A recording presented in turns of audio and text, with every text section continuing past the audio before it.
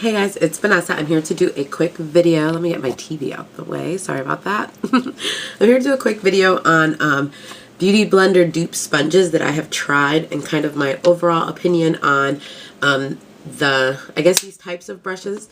And even though I don't have a Beauty Blender, so I guess my opinion is a little bit it's not as accurate because I want to say like I'm not interested in that type of product, but considering that I've never used the real thing and I've only been using dupes, I can't run out and say, you know, don't get a beauty blender, it's not worth it, because I don't know if it's worth it or not. So I'm just going to speak on these 3 dupes that I have found, just kind of give you a heads up in case you've been looking for a dupe, let you know my experience with these. So I'll do it in the order that I purchased them. The first one I got was this yellow one, and I got it from Sephora. You could see the little logo there. And this one I think was about $6. I could be wrong. I'll annotate the price and all the information will be below on where you can purchase these. So this is a Sephora brand Beauty Blender dupe sponge. This one it gets a little bit bigger than this, because the thing with these is you're supposed to soak them in water before you use them. I know, at least for the first time, and then they kind of grow in size. And then whenever you use them, you're supposed to like run them in water just so that they don't absorb all of your product, because they're very absorbent. And this one left a lot to be desired with me. I used it and I was like, I don't understand why everybody likes these. It just wasn't that big a deal for me. It doesn't get much bigger than this. And I don't know if you could see, it's not very, like, it's too springy. It doesn't have a lot of give to it. And with these, you want like a nice firm one. And this one is just really chintzy. Another thing, I stained mine, but that's a con I have of these brushes, is they get very easily stained, and I feel like you have to wash them almost as soon as you use them. You have to like wash them because your foundation can stain these. This one I kind of messed up because I used a cream one day trying to experiment, and apparently you're not supposed to use creams with these because it's such a thick formula and these are so absorbent. But this I would not repurchase and I wouldn't really recommend it. It just didn't do much for me at all, and I wasn't a big fan of it. So after I completely forgot about this one, Asia JS on here had told me that Forever 21, you know, in their Love and Beauty makeup line, had a Beauty Blender dupe that she really liked. So I picked this one up, and this one has stretched quite a bit, even though it's pretty dry right now. But I don't know if you can see, it has all those stretch marks on it because it did double in size quite a bit. And this one I like much more than the one from Sephora. It's a little bit bigger. And it has more, it's harder to like squeeze. Like this one, I can kind of squeeze pretty easy. This one, it takes more effort to get down there. So this one has more bounce, I guess you could say, versus this one just kind of collapses. This one's nice and it stays firm when you bounce it on your skin. So the benefit of using these types of brushes is supposedly you get a very flawless look because you're bouncing it on the skin. There's no streaking with it because it's just like a smooth round surface, and you're basically stippling the brush, and then the pointed edges kind of help you blend and get into the crevices. So this one I think works really well for the stippling part.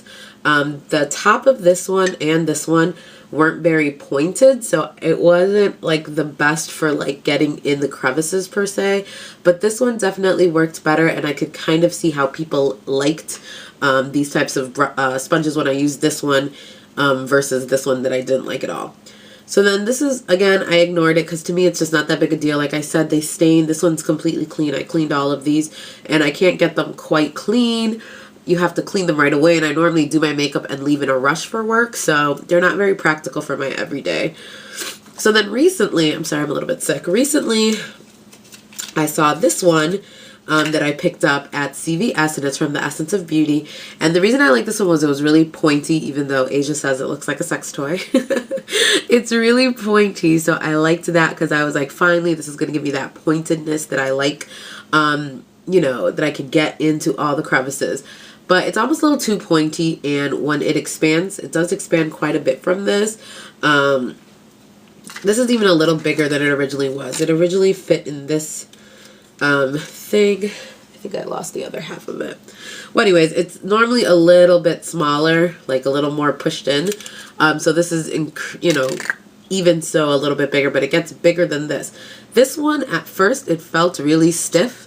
But when it has water in it, it's just like any regular sponge. You can see on the bottom, hopefully, how porous it is.